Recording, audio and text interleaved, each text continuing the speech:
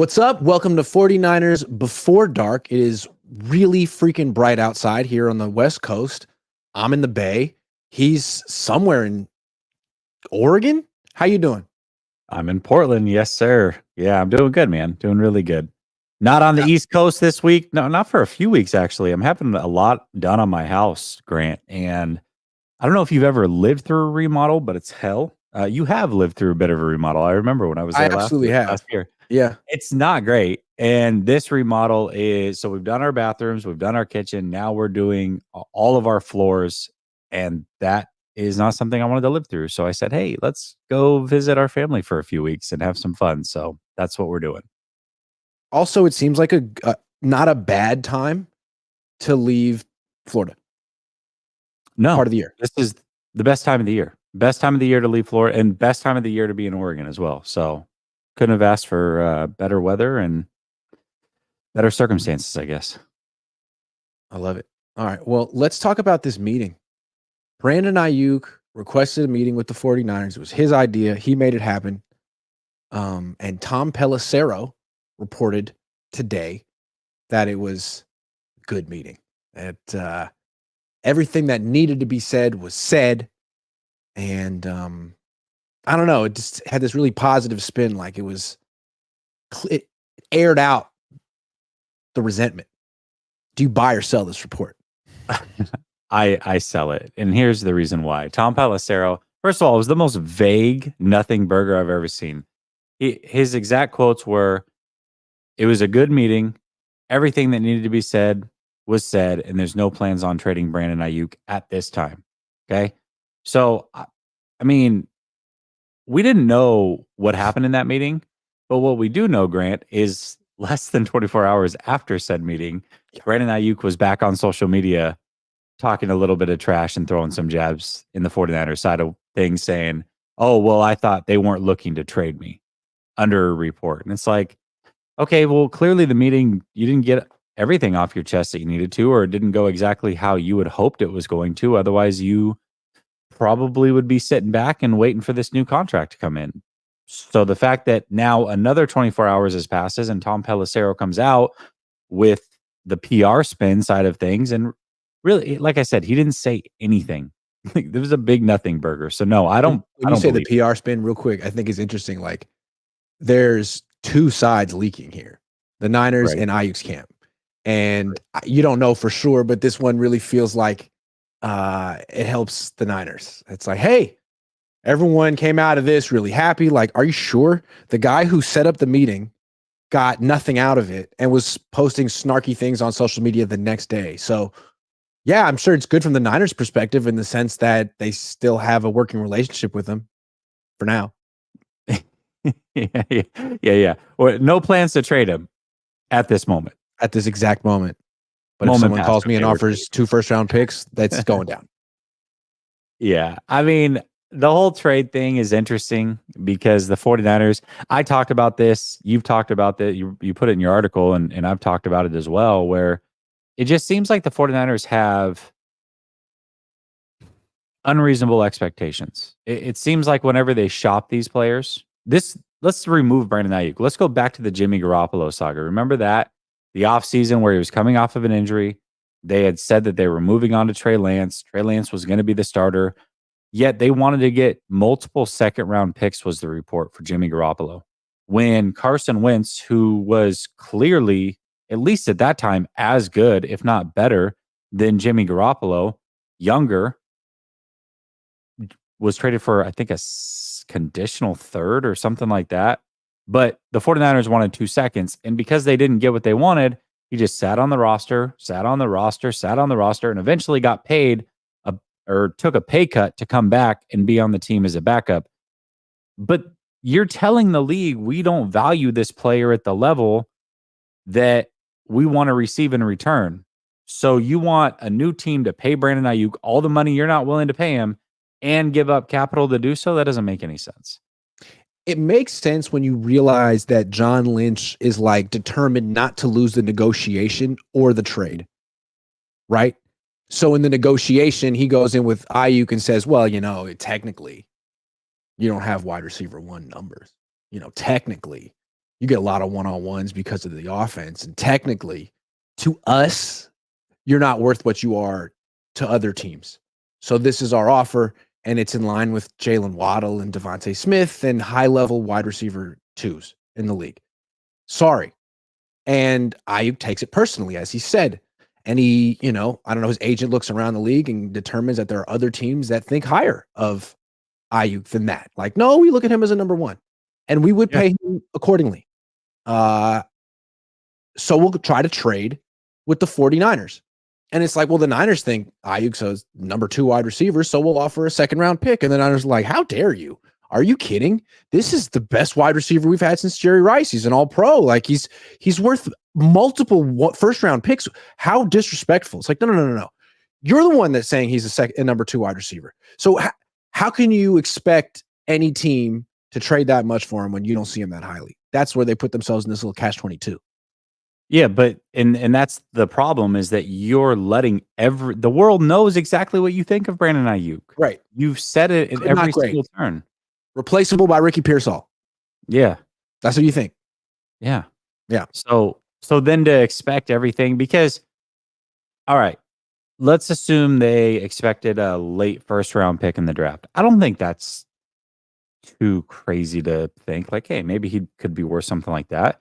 But now that we're into the offseason, you're looking for a pick plus a player. Like, what if they really, I know we're throwing around all these hypotheticals, but it's like, oh, okay, so you want Terry McLaurin, who's done everything that Aiyuk has done, maybe a couple years older, and you want a second round pick or whatever? No, absolutely not. You can have Jahan Dotson in a second round pick. You're not getting Terry McLaurin. Like, that doesn't make any sense at all, plus a second round pick. So I don't know. Yeah, it's like they're in a really tough spot right now because they didn't give them the extension last year. They did what they always do, which is wait, and their position has gotten weaker and weaker. And now all they can kind of cling to is like, well, we have the leverage. He has to play for us. So from Aiyuk's perspective, did he go into the meeting saying, look, I don't want to play on the 5th-year option. I want to have some kind of assurance that we're working towards a resolution one way or another, like trade or extension.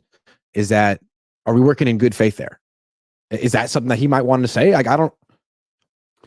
Yeah, I think if I was Aiyuk and I was going into that meeting, I would want to air out everything because he's taking it personally, right? And here's what's interesting. A lot of 49er fans have the perspective of like, Aiyuk's being a diva. He's talking through social media. Dude, another post. What are we doing? But really, teams don't talk through Twitter and TikTok, but they definitely talk through the media. They talk through Matt Mayoko. They talk every time they're in front of a podium. Let's just go through the offseason real quick. And if I was Brandon Aiyuk, I'd bring all these things up. I would say, all right, first of all, John Lynch, Combine, first chance to talk about this. You're willing to let me play on a 5th-year option? It's one of the first things you said. I'm trying to get a deal done. But you're willing to let me be the first big-time player of your franchise to play on a 5th-year option. All right, never said that before. Oh, are you willing to trade me? Well, you weren't willing to trade Bosa. You weren't even willing to entertain it in a public eye. But this year, you're going to listen to all offers. That's the second thing I would bring up. Then I would bring up the fact that you drafted 2 wide receivers to potentially replace me. And then when my deal is ready to get done, you went ahead and reworked a deal with the 3rd best wide receiver on this team, Jennings, who is easily replaceable by these guys that you drafted. And you reworked a deal with CMC when his deal was perfectly fine. He had 2 years left on it. But I'm supposed to just be quiet little church mouse and accept whatever you give me and not talk through social media. That's the only leverage I have. That's the only thing I can do. You're talking at every turn, every time somebody's asked you a question. You've been very candid. You're willing to trade me, and you're willing to let me play on a 5th-year option. You think I want to hear that in the media? Great point. I have another parallel for you. To me, this situation is playing out just like the Jimmy Garoppolo situation. I'll explain. So with Jimmy, the Niners ultimately decided, look, you're successful, you're productive, and you are ultimately replaceable. So what they did was they replaced him, but they kept him at the same time. They went and got Trey Lance. And then they tried to figure out what to do with Jimmy and tried to trade him and put him on. And they never quite got the trade that they wanted for him. And so he just left. And they're in the same situation with Aiyuk. Great numbers, key part of the team. Ultimately, he's replaceable. They draft Ricky Pearsall, and now they're trying to work it out with Brandon Aiyuk. Like, this is Jimmy Redux. Jimmy hated the Niners by the end. What is the Niners' relationship with Aiyuk right now? It seems like it's getting worse by the week. But this meeting was really positive. Well, and not only that, but remember when everything was going on with Deebo Samuel, Kyle was like, listen, I'm confident things are going to get done because we haven't spoken yet. Well, now you have spoken to Brandon Aiyuk. John Lynch and Kyle Shanahan were both a part of this meeting, supposedly. And the only thing we've heard is that everything was good and they got out things that needed to be said. But what we do know is Aiyuk, right after that meeting, was out on social media, again, frustrated with the way things are being reported and talked about. So, I mean, did it really go that well? And if this was Deebo, things probably would have gone a lot different. So I think it points to the fact that Ayuk's relationship with Shanahan and this team is very different than some of the other players. And that's okay. It doesn't mean it has to be bad. It's just more business centric. Yeah. Look, as someone who's had a private sit down meeting with John Lynch in the room, all I can say is that, his definition of a good meeting is probably pretty large. Like, when he says things were said that needed to be said, do you think that those things were said in like a calm, friendly way? Or do you think that it got kind of tense and personal at certain times in this meeting? I'm guessing things that needed to be said were probably, if we were in there, would be probably pretty shocking. Yeah, I would imagine. So maybe that's a good thing that they were at least expressed, but maybe it's not a good thing that that's how these sides feel. I don't know. Yeah. I mean, that it had to have gotten a little contentious, and that's okay. I guess it all depends on how it ended. But like I said, you can report what you want. All I know is Brandon Aiyuk is still out there doing his thing in social media. So how good could it have really gone? I'm trying to imagine how the meeting went. Aiyuk requests it. John Lynch obviously says, absolutely, come in. What would you like to? We're all ears, Brandon. What do you want to say? And Brandon says, I don't freaking appreciate this. I don't freaking appreciate that. I've done nothing but keep my mouth shut for years. I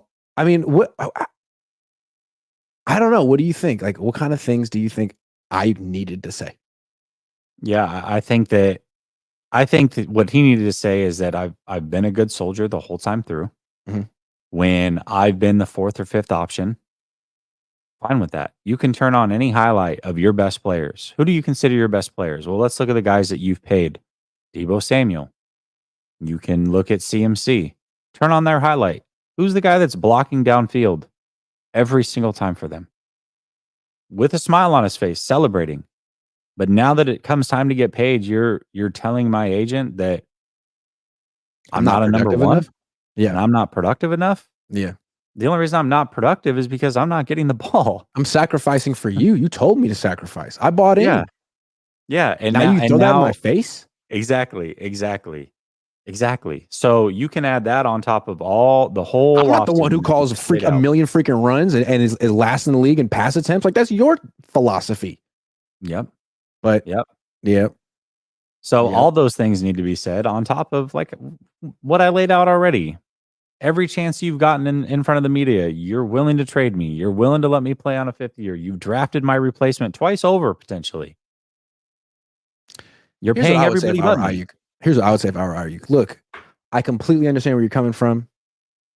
I'm not worth it to you guys. You don't pass that much. I agree. I'm not here to try to change your mind. We have both come to the same conclusion that I am just not the right fit here. I need a bigger role. I need more money than you guys can give me. So please, Adam Peters wants me. Washington wants me. I love their team, their quarterback. Can you please trade me to Washington? I'm not requesting a trade. I could publicly request a trade, but I'm coming to you out of respect privately and requesting a trade. Please trade me to Washington. And then I'm just like, No. But good try. Like I thought, I know you thought like showing up and wearing a suit and doing it with a serious face would change our mind, but no. Good talk. That's what I think happened. That's my best guess. Do you think Jaden Daniels was waiting in the lobby for him? He FaceTimed Jaden. Bro, it didn't go well, man. They said no. They said no? How could they say no to that? That was a great idea. It took us all night to think of that plan. What? Okay. Here's the other thing that I've been thinking about. We can talk about things from the 49ers side. We can talk about things from Brandon Aiyuk's side. Are either of them wrong? Like, no, is Brandon right. Yeah, they are. That's the thing. And this is why you can be at an impasse, because I don't think either of them are wrong. I think Brandon Aiyuk is completely within his limits and saying, listen, I want to be paid like Amon-Ra St. Brown and Jalen Waddle. I think that's fair. And I think it's totally fair. The 49ers say, hey, listen, we just don't use you like that. It doesn't make sense for us to pay you that kind of money. We love you, Brandon. We love you at 26 a year, not 30. And this is where we're at. This is the best it's going to get. Just for us, it doesn't make sense. You'd be great somewhere else. But we also need you to make a Super Bowl run this year. So guess what? You're going to be here for sure this year, no matter what. Hope you enjoy the 5th year option. That's the thing, though. Like, you could say the Niners are right, but to just do nothing and make him play out his 5th year option or take a deal that's frankly not realistic for his level of play is it's a slap in the face. It's unprecedented. It's not how they do business. They always want to take care of their players, right? They took care of Colton McKivitz. They took care of Jawan Jennings and Deebo and everyone. And Aiyuk is the one guy where they're like, look, you're going to have to play for a lot less than your market value for one more year. Sorry. We're having financial constraints. And that means you're having financial constraints. And I know you'd really like us to just trade you elsewhere so you could get your market value now, but we don't have to. So we're not gonna. And tough shit. Sorry, but we love you. But tough. When have they ever acted this way before? And why Aiyuk? They haven't. But if you look at this offseason as a whole and you look at what's to come this next offseason, we talked about this probably 2 months ago, where it seems like the 49ers always kind of give in and ultimately sign these guys. And one thing that I talked about at that time with you, Grant, was we're going to see how shrewd the 49ers really are in business this offseason and next offseason. And what I meant by that was it was different because now these players are aging. A lot of the players that are going to want to get paid, they're looking for their second big deals. They're aging now at this point. And Brock Purdy is going to get paid next offseason, most likely. So money's going to have to be played with a little bit differently, a little bit more frivolously. And when you look at what happened this offseason with Eric Armstead and basically paying him to leave and taking that cap hit, that was domino number 1. Domino number 2 is Brandon Aiyuk, your next young star ready to be paid. Well, you can't pay everybody forever. So maybe this is just really how they are going to do business going forward when they have a quarterback making a ton of money. See, I would, if I were Aiyuk, I wouldn't feel that's the case. He said he takes it personal. I would if I were him too. It's like, hold on, man. Like, you put me in the doghouse my second year and played Trent Sherfield ahead of me for weeks. Like, you extended everyone this offseason except me and then drafted a player to replace me. Like, what did I say to you, Kyle? What is it, man? What did I not? I would take it personally. Like, you have this incredible relationship with Deebo. I don't have that with you. And it's like you're punishing me for it. I didn't get the targets in the big game. I'm not getting the offer now. I'm not getting the respect now. In fact, it seems like you're happy to try to put me in my place. Like, why? I don't get it. But I mean, we'll never know what the hell they said to each other. I would imagine things have been said. I don't know. Maybe not. Do you has your mind changed as far as how this thing's going to end? Because mine has been pretty steadfast that I believe a deal gets done and he's here week 1. I'm going to stick to that. But every single time something new comes out, it gets a little bit more interesting. Well, let's talk about that in a second. I'm going to answer that in a second. Let's make it another topic. Tanisha says there's only 2 options to keep BA in good grace with the Niners. That's pay him or trade him. Locking him down in the Niners roster without paying him will not be good for our season. Well put. I completely agree. I don't think it's going to be good for the season. It's going to be good for their reputation. I don't think it'll help them with players and free agency. I think it could help them. They could lose the locker room if they start losing and they start looking at like a team that says one thing to players and then does another. Yeah. Yeah, absolutely. I mean, we have another topic. I'm not going to get into the next topic, but I agree with this. Remember, folks, Grant said a lap dance is $120. I did say that. I don't really know. Vincent Campo says Jess with the Johnny Bravo look today. I like it.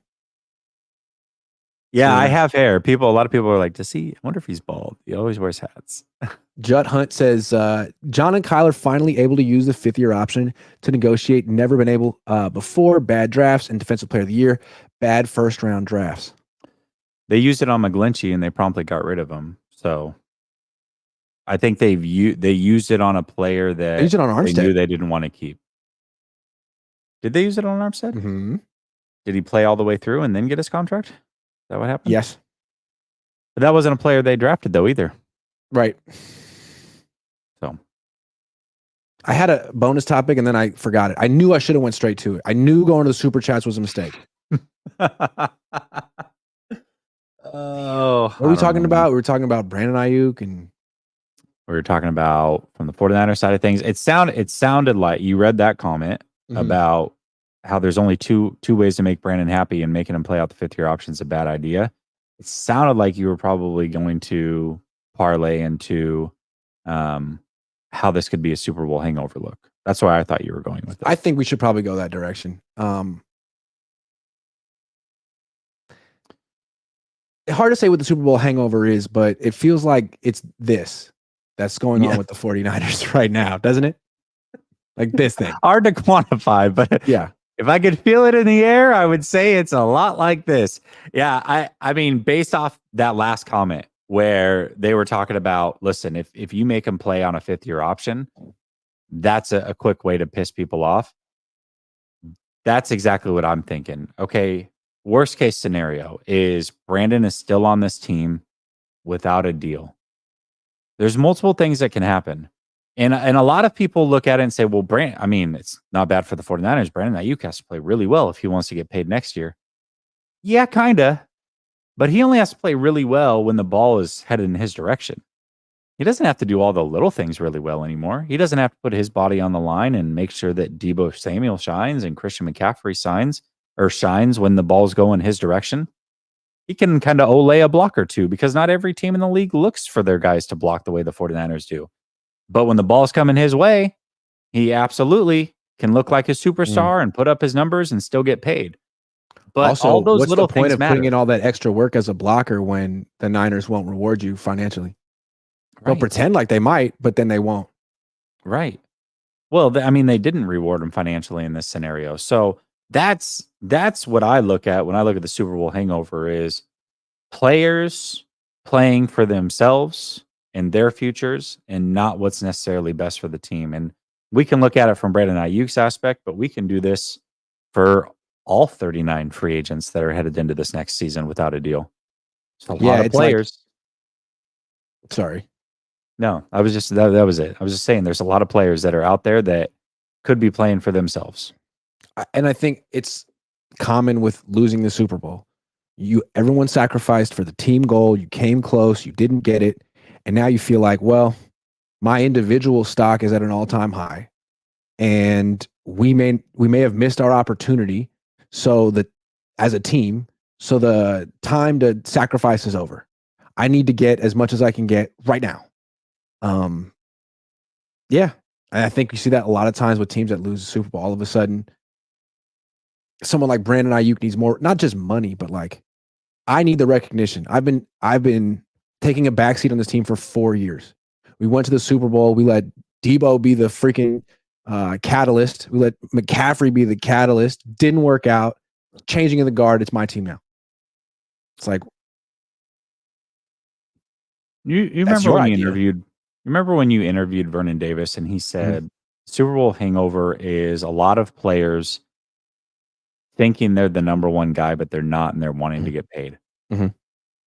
Do you think if Vernon Davis was on this team instead of George Kittle, that he'd be looking at Brandon Aiyuk under that pretense of what he said? Is Brandon Aiyuk fit that mold of what he's talking about? 100%. Or is Brandon okay? Because Brandon Aiyuk is one of the best players on the team, but he's acting like he's the best player on the team, not named Bosa, in terms like of what he can command financially.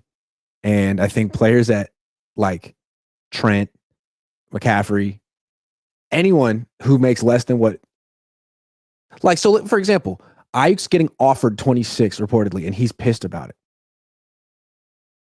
McCaffrey doesn't make 26, and he's better than Aiyuk.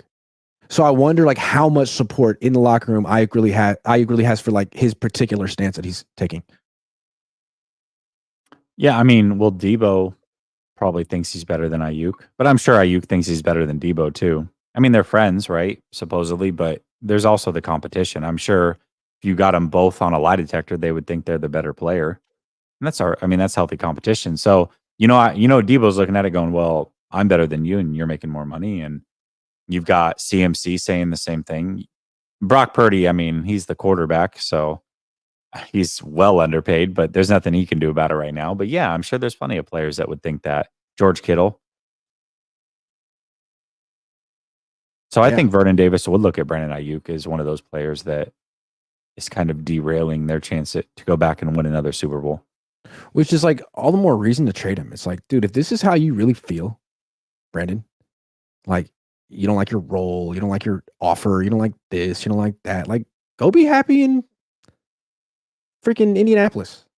Go be happy in, wherever it is, whatever team we send you to where they'll get you the individual stats you want.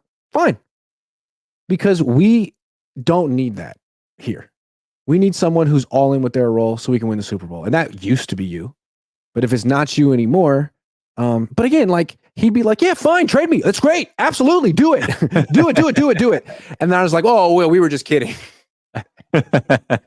Well, nobody wants to give a first. So what are we going to do? I mean, you're worth a first and we're not going to be, Yeah. No, it's going to be interesting. They're going to try to make this work on the 5th-year option. I think it's going to be awkward.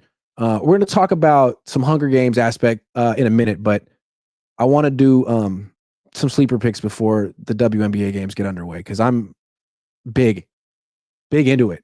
As everyone knows. Did we win last time on the WNBA picks? We did. I'm going to show. Hold on, let me just get this. All right, there we go. So did we really? Did we really win? Oh, absolutely. We got one wrong, but we did it. We gave ourselves a little leeway on this one. Caitlin Clark got it on the assists. Dearica Hamby got it on the points. We knew it wasn't her night. Just had a feeling. I think she's kind of an up and down player. Kelsey Plume, just a terrific shooter. And then Asia Wilson, we missed that one by half a point. But we're doing really well with WNBA, so let's keep it going. Literally, the first time we win is WNBA. This is great. Hell yeah.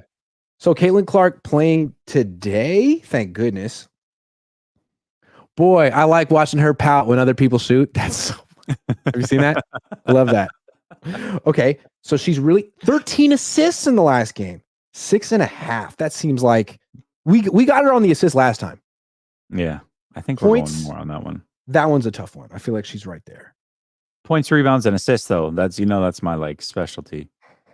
30. Pretty high.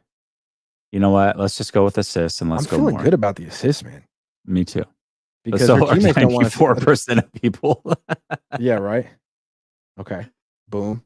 This is where the smart bettors go. The smart money all over this. Okay. Angel Reese, bingo. She's a rebounding monster. She put up 25 I was going points to say in the last rebounds. game. Yeah, I mean, she's just a machine for the rebounds. Yeah, we're going more. For 11 sure. and a half. Okay. That's smart. Well, we're experienced WNBA sleeper pickers, though. Pretty much. Asia Wilson got us last time. I'm a little nervous to go that direction. So many good options. So many good help. Plume. Kelsey Plum. Plume. There we go. There we Freeze. go. Oh, man, we got Ooh, lucky on I that like one. less. I like less. Less? Yeah.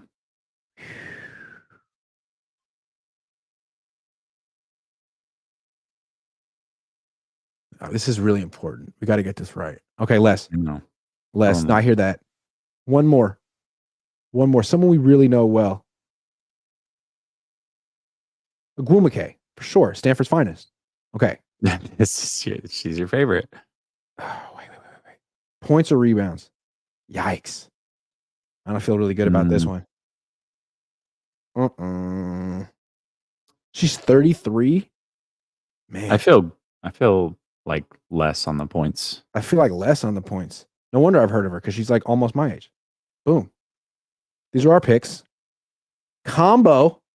See, we win fewer money if we're right. If we just go for the max, get $85 for a $10 entry. But this I'm going combo. I'm a modest person. Safe bets. I like safe bets. Yeah. And I like that Sleeper gives you the option. So if you want to do the Sleeper app yourself, download it, use the promo code Cohn, COHN, get a deposit match up to $100. All right. Let's take that off the screen. Jesse. When they drafted Ricky Pearsall, it's pretty clear the Niners are thinking they can keep one of Aiyuk or Deebo. Purdy's expensive.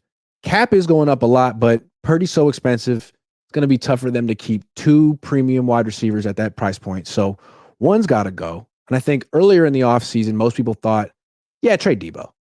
He's older. He's not getting better. Ayuk's ascending. He's so important to this offense, and he's crucial. His chemistry with Brock Purdy. How do you feel now? I still think Deebo's the right move, but this goes back to, it was Mike Silver that brought this up, I believe. He said that, it's pretty clear cut. If Brandon Aiyuk gets a contract, then Deebo's the one that's out. But if Aiyuk doesn't get a contract and plays on the 5th-year options, then it becomes Hunger Games. Who's the one to go? And completely agreed with that. But back when he said it was like, well, yeah, but Aiyuk's going to get the deal, so Deebo's gone. Like, what are we talking about? But now it's starting to look more and more realistic. Like, hey, 5th-year option, this might be a possibility. True Hunger Games. I want to talk about this aspect, though. Both players certainly know it's Hunger Games. Deebo Samuel is somebody who's worn the captain's patch. And you and I have both argued, hey, you know what? I think Aiyuk actually is a captain's team. The way that he's kind of mentored other players, the way that he's the one that stands up to Fred Warner in practice, the way that he's always in shape. The effort he plays with in May and June. Everything. Blocking downfield, all of it. Aiyuk should be a captain, not Deebo. But I find it interesting that Deebo, who also knows it's Hunger Games, has come in phenomenal shape. And at first, a couple months ago or a month or so ago, we saw him working out with Ricky Pearsall, and we're like, wow, that's a leadership thing to do. I mean, this is your potential replacement, and you're working out with him. Look at you, man, just showing him the ropes. What a good teammate. But now I look at it and say, well, you're doing that, and now you were recently seen with Cowing as well. Is this him fighting for his position on the team as a leader and bringing those guys under his wing, being like, we don't need BA. I mean, listen, I love BA, but at $30 million, you can have me at 24 and I'll be a Niner forever and everything will be great. Yeah. I mean, why that way? Yeah, why blow it all up for this guy who wants $30 million when I make 23.8 and I'm better? And these young guys can do a lot of what that guy can do. So yeah, I think it's really interesting. Like, Deebo's super smart, and I think he understands the situation that they're in. I think Aiyuk does too. And he's looking at it like, okay, like, team hasn't decided yet. Ayuk's making it tough on him. Ayuk's not showing up. Ayuk's disgruntled. All right, you know what I can do? The opposite. I'll be there. And not only will I be at OTAs and minicamp, I'm going to practice. Fred Warner's not going to practice. I'm going to show up, and I'm going to be out there setting the tone. Not just as a captain, but as the leader. And it's such an obvious message. Like, one guy doesn't want to be here. I'm practicing. One guy doesn't like his role in the offense. The other guy loves it. So, I mean, one guy wants to be here and one doesn't. Simple as that. That's a smart position for Deebo to be in. Yeah, it is a very smart position. And again, I'm not trying to like say it's contentious between Deebo and Ayuk necessarily, but they both know what's at stake here, and they both have to look out for themselves. I mean, they're number one, and I don't blame Deebo if that's the route he's taking. That's really the leverage he has in this scenario. Brandon Aiyuk also knows that if he gets paid, that Deebo's likely gone, and he's not asking for a dollar less. So fair play. Fair play. Do what you got to do to be a part of this 49er organization as long as you can. But one of them is likely going to be gone. It seemed like it was for sure going to be Deebo. Now I'm not so sure. Yeah, it's like they're both making business decisions and doing what's best for their future. And Ayuk has made a decision that what's best for him is to either convince the Niners to give him a bigger role or to leave. And Deebo, I think, has decided that his best move is to stay here and to ride it out with Kyle Shanahan because Kyle trusts him and he likes Kyle. So Ayuk's interesting. Like, I'm not a big Kyle guy. I think Ayuk and me, if we were like had a candid moment over a beer, we could probably go off on Kyle Shanahan and agree on a lot of things. Whereas Deebo would probably be Kyle's advocate. Like, no, he made me rich. He's really good. He knows how to use me in ways that no one else does. Whole different perspective. Kind of interesting.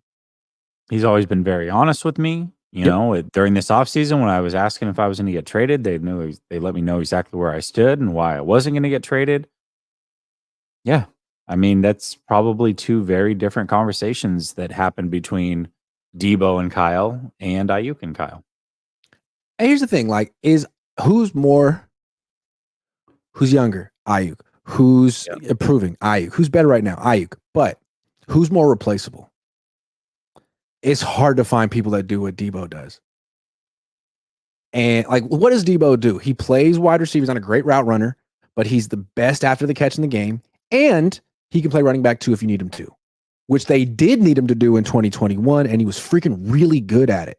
Let's say Christian McCaffrey goes down, which he has done multiple times in his career for long stretches. Boom, you got Deebo.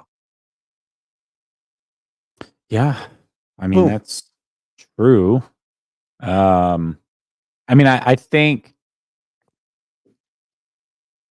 the reason we view Deebo the way that we do is because CMC came here and CMC has been healthy here. But the moment that CMC goes down, Deebo's importance does skyrocket for sure. Now, if CMC stays healthy, then Ayuk is clearly the more important player out of these two. But Deebo can easily get back into that movement. Also, Deebo at this point is like an affordable top 10 receiver in the league.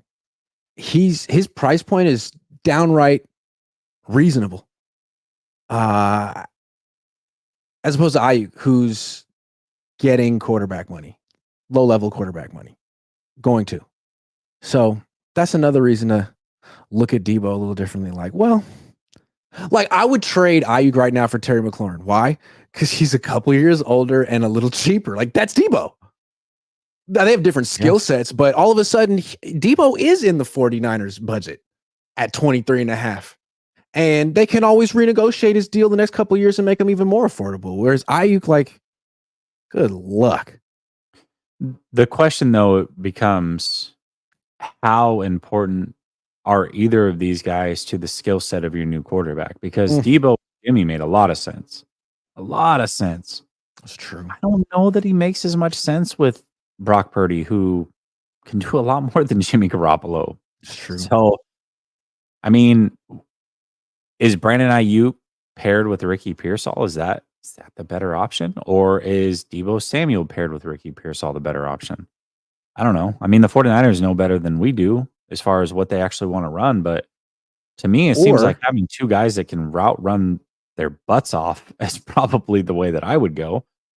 Or is Purdy so good that you really don't need to splurge at that expensive position, and you can instead invest in the offensive line and tight end and Purdy? I mean, that's what the Chiefs do, right? They have the best quarterback in the league, and they've realized, like, man, we don't need to have the best weapons because the quarterback's so good. All you got to do is just give him time. Him, Travis Kelce, and whoever the hell will work it out. George Kittle isn't exactly Travis Kelce, but it's pretty close. Brock Purdy isn't exactly Patrick Mahomes, but he's really good. And his numbers when he has more than 2.5 seconds to throw is off the charts. Is it possible that the Niners just figure out, like, you know what? It'd be nice to have these wide receivers for a year or two more, but ultimately, we're not going to be spending big money at wide receiver. Yeah, I mean, that would be great. You would hope that they would have pivoted towards an offensive line heavy draft if that's what they wanted to do. I don't know. I think that's the right way to build the team. Personally, if Brock Purdy's that deal, I think that's the right way to build the team. I think protecting him and making sure he stays upright and healthy and all of those things, giving him time gives your receivers more time to get open. So I would build that way, but I don't know if the 49ers will ever build that way. You could argue that that's the best way to build no matter what. Like, the wide receiver market is crazy, but the wide receiver talent in every draft is also off the charts. So the incentive to actually give out these huge second contracts to a wide receiver, it seems low. You literally can replace these players with draft picks, and they may not be exactly as good. Like, Pearsall isn't going to be as good as Brandon Aiyuk, but he'll be 6 times cheaper. Or I mean, you should probably be drafting wide receivers and not re-signing many of them, unless you really feel he's a Hall of Famer. So then if you're drafting receivers, are you advocating for paying offensive linemen then? Yeah. Because that's the only other way. If you're not drafting the offensive lineman, then you're going to have to pay him. No, I mean, like, I'm not saying draft a wide receiver in round 1 every year, but like every 5 years. When it's time to replace the guy, like, replace him in the draft. But give the second contracts to offensive linemen, not wide receivers. Yeah. Yeah. I mean, Yeah. I think that's always the best way to build a team. Yeah. I mean, building through the trenches. Tom Brady, low key, if you paid attention to this offseason and what he said on Cowherd Show, he's really unintentionally put the 49ers philosophy completely on blast. He talked about how important the offensive line is. We talked about that over here. That was a topic that we had. Absolutely. He talked about how important it is for the quarterback to have autonomy at the line of scrimmage and be able to call the plays that they want to call with the protections. That's not something that Kyle Shanahan does. So it's funny that Shanahan's like labeled this genius, but the guy who has 7 rings and has been the best quarterback ever probably is sitting here every time he talks saying the exact opposite of what the 49ers do to win a Super Bowl. Also, I think it's kind of funny in retrospect. It seems like a million years ago, but in 2020, there was discussion like, hey, the Niners could have had Tom Brady. He was interested, but Kyle didn't really want to go for him. He wanted to keep Jimmy. Like, the Niners have been flirting with Tom Brady for years, and there was a report last year that they might have wanted to go get him. It never would have freaking happened because of what Tom Brady said. Like, Tom Brady would have eventually sat down in a meeting room with Kyle before it happened, and they sort of would have brainstormed what working together would have looked like. And Tom would have said, okay, so I want autonomy here, here, and here. And Kyle would have been like, pardon? We don't do that here. And it would have fallen apart right there. Never would have happened. Same with Aaron Rodgers. Okay, I know we're getting way ahead of ourselves, but we're talking Brandon Aiyuk negotiations. Brock Purdy negotiations. What if the hang up with Brock Purdy is not even money? He's willing to take a little bit less. He understands that, listen, I want a good team around me. I'm willing to take a little bit less. Look at how much I was making. The money's fine. We're good here. But going forward, I want the ability to protect myself and put myself in the best position to be successful. And when I do that, I'm doing that for the team as well. I want to call my own audibles. I want to set my own protections. Do you think that could be a hang up in their conversations? Absolutely. It'd be pretty cool if Purdy would push for that. I would hope. And if he does push for that, you can bet the Niners are going to trade him and get Kirk Cousins, who will do what he's told.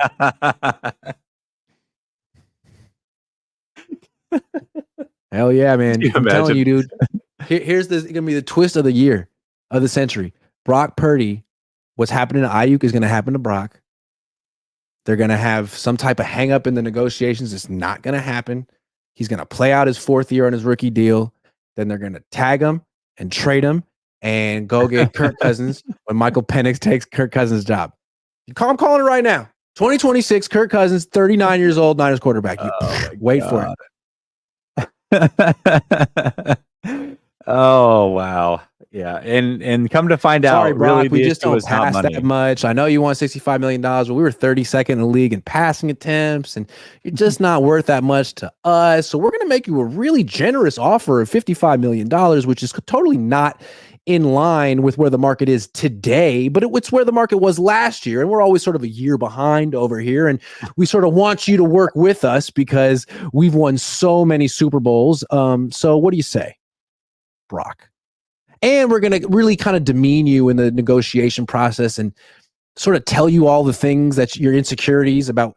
We feel those ways. Again, like your arm is kind of weak and you throw a lot of picks and all that stuff. We're going to throw it right back in your face. But no, be our guy long term. What do you say? One more Brock Purdy contract question. Do you feel like if he was eligible this offseason and still had 2 years left on his deal, that they would have worked out a deal this offseason? Hell with him? no. I don't think so either. It's not how they do business. You could argue that would be the smart thing to do. I don't think but so no. either. I have a question. Last thing with Ayuk, and then we're done with him for today. Knowing how the Niners do business, I have a tough time believing that Mike Silver's report is accurate or up to date. I mean, 26 million tops. There are so many ways you can offer more than that without really offering more than that. You could call it $30 million a year. You could call it $31 million a year, but it's backloaded. There's a void year. All the guaranteed money is done in the first 2 years. Like, there's so many ways to give a player what he wants for his ego, so he can tell his peers, like, oh, I'm on your level, or he could have the headline that he's like the highest paid, whatever. But really, it's a team-friendly deal. And what matters is the guaranteed money. Is it possible that like the real story here is that the Niners have offered, hey, we'll give you the Amon-Ra St. Brown deal, but the Amon-Ra St. Brown deal only has like 35 million fully guaranteed. AJ Brown has 50 million fully guaranteed, and he's an second team All Pro too. So that seems more realistic to me, that it's really more of an issue about that. And I could see the Niners being cheap on that, like, $50 million guaranteed for Ayuk. We got to put that in escrow. Like, oh God. We just put in 80 million for escrow for Bosa. So we're gonna have to put 150 million in escrow for Purdy next year. Like, can't we save a little money on guarantees for Ayuk? The answer is no. No, you can't. I've always thought that was the hang up. I mean, that's the issue, average right? annual value. Yeah, absolutely. Because if you look at the Amon-Ra St. Brown deal and the Waddle deal, you can point to average annual value, but the devil's in the details, which is the guaranteed money. Both of those guys got less guaranteed money than Deebo got 2 years ago. Right. At 41 million, I think he got guaranteed. Yeah. Calvin Ridley just got around 46 million guaranteed. Now his average annual value is only 23, but he got 46 fully guaranteed. So that's probably closer to where he wants to be. He's probably looking closer to 45 to anywhere from, that's a big money range, but 45 to 55 fully guaranteed, not 35 to 40. So well, I think AJ Brown just got a 3-year extension, 3 years, 96 million, 51 million fully guaranteed. I would think that's what Ayuk wants. You could argue whether or not he's as good as AJ Brown or not, but I'm thinking somewhere around that is what he wants. You know what else could be the hang up as well, and is likely a part of this? The years. I think it's possible the 49ers are offering a 3-year deal and he wants a 4-year deal. I was thinking the Niners are offering a 5-year deal and he wants a 3-year deal. Yeah. Something they could backload. Something with a bunch of funny money at the end that isn't real. That could be, you know what I mean? Could be possible as well. Yep. Yeah. Lock yourself in for 5-6 years, but really it's like team options on the last 4. Like, no, I want a 3-year deal, money up front. I want to hit my free agency again in my 20s. Yeah. That could be a possibility too. We don't really do business like that around here. Sorry. I don't know. That's kind of what Deebo did, right? Like Deebo at the end of his deal is going to be just turning 29 or 30. I think maybe It was a 30. 3-year extension. Yeah. Was it not? It was. I think so. It Yeah. was a 3-year extension starting last year, Mhm. ending next year. Yeah. That would make sense to me. That's what I would want to do if you really are betting on yourself. Like, let me get a third contract before I hit 30, especially if I'm a wide receiver. Yeah, I mean, you think about it, and this is where like the Pearsall discussion always came in for me. It's like if Brandon Aiyuk does a 3-year deal, by the end of that deal, he'll be, I think, 29. That's what Mhm. Pearsall is going to be at the end of his first deal. Like that's rough. Is that true? It's rough. Yeah, his 5. I mean, think He's about gonna it. be 30 Pearsall, by the time he gets his second. That's so messed up. 20. He should He'll have just be stayed in college 29. forever. He'll be 29 the day that that the season opens on his second contract after the 5th year That's deal. so Yeah, funny. or after the So 5th year. half hour ago, I said, hey, maybe teams should just be drafting wide receivers and never giving them second contracts. I think the Niners have figured that out. Like, that's Pearsall. we're not going to give Pearsall a second contract. Absolutely not. But he's going to be ready to go right away. No development, but second contract. 30. By the time Pearsall is eligible for a second contract, the wide receiver market, they'll be making $50 million a year in 5 years. They're making $60 million a year. Like, no chance, Ricky. No chance. And you're gonna give a 29-year-old a 4-year deal? Absolutely not going to happen.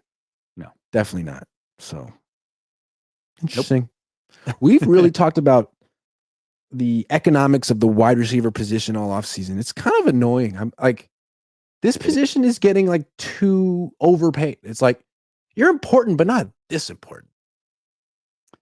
No, it's not. No. I mean, it is important. It is important, but there's a reason why a wide receiver will never win an MVP. Well, there's a reason why if you look at the top 10 wide receivers of all time, a lot of them haven't won Super Bowls. That's right. And Jerry Rice, as great as he was, they won Super Bowls before Jerry was here. Now listen, Jerry's phenomenal. I'm not trying to down talk what Jerry meant and how great he is, but they did win 2 rings before he was here. I mean, those things also happen. Randy Moss has 0 rings. Calvin Johnson, 0 rings. T.O., 0 rings.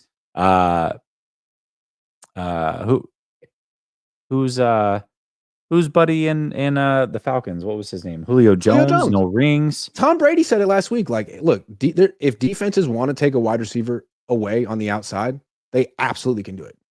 Yeah, jam him, safety over the top. He's out. From Brady's perspective, I'm not throwing there. Steve Smith, 0 rings. Antonio Brown got a ring, but he was like the 5th option on a Tom Brady led Super Bowl team with the Buccaneers. So it's true. Like, you know what I mean? Like, I don't know. It just, you don't need one receiver making $30+ million a year. You need a bunch of weapons. Yeah. You could take away one guy. Of course. And the Niners have a bunch of weapons. And if they pay Purdy and Aiyuk, it's just going to be those two. And it's not the best quarterback wide receiver. It's good. It's not the best. It's not. Yeah. No. Yeah. I mean, listen, I think Aiyuk deserves to get paid, but I also can understand where the 49ers are coming from. So curious to see how this plays out. I think Don Lynch is in an awful position. I think he's put himself in the position. If he gives Brandon Aiyuk $30+ million a year with $50 million guaranteed, he caved. He lost. And if he trades Aiyuk, he caved. He lost. So he's like put himself in this position where he can't do anything because he acted too late. Always. It's always because they acted. They're the most reactive organization when it comes to re-signing their players. All they can do is do nothing at this point. That's it. Otherwise, any move they make is a loss. Paying Aiyuk what he wants, loss. Trading him now, loss. Keeping him on a 5th-year option, loss. Because then he's pissed off. The one time they paid somebody early was Dre Greenlaw, and it worked out phenomenally for them. So why would you do that again? Yeah, I have no idea. Steven Andrews says, I love Vernon, the real 85. He really signed his book at the end. Vernon, the real 85 Davis. You see that? Yeah, I see it. I just thought that was interesting. I mean, he wouldn't talk about it really, but it's like he has more touchdown catches than Dwight Clark. I mean, statistically, he's the greatest tight end in Niners history, statistically. And he never existed. 85 is Kittle's number. He's not honored in any way.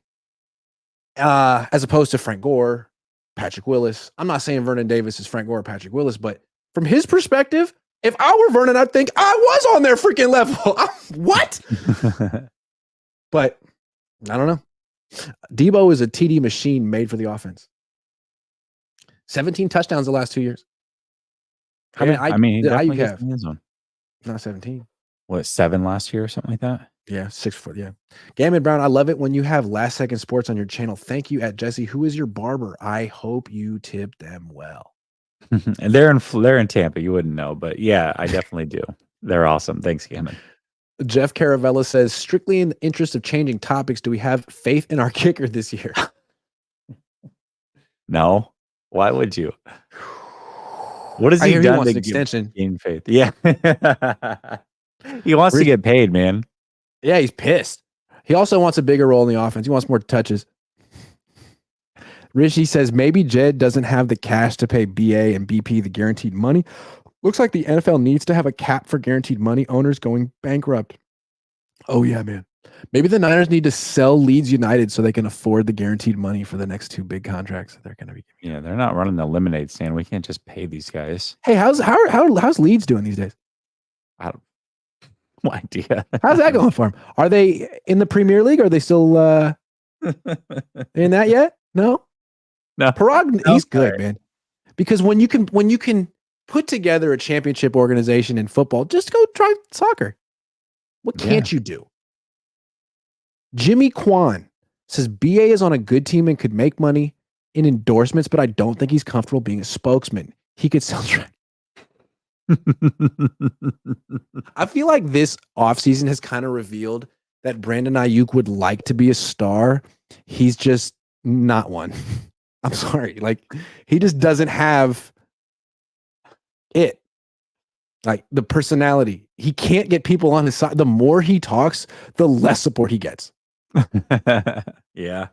It's crazy. Yeah, he's kind of, I don't know. He's kind of a quiet guy who's trying to like break out of his shell, I guess. But I don't know. We like Deebo Brandon has a Aiyuk personality because of who he was.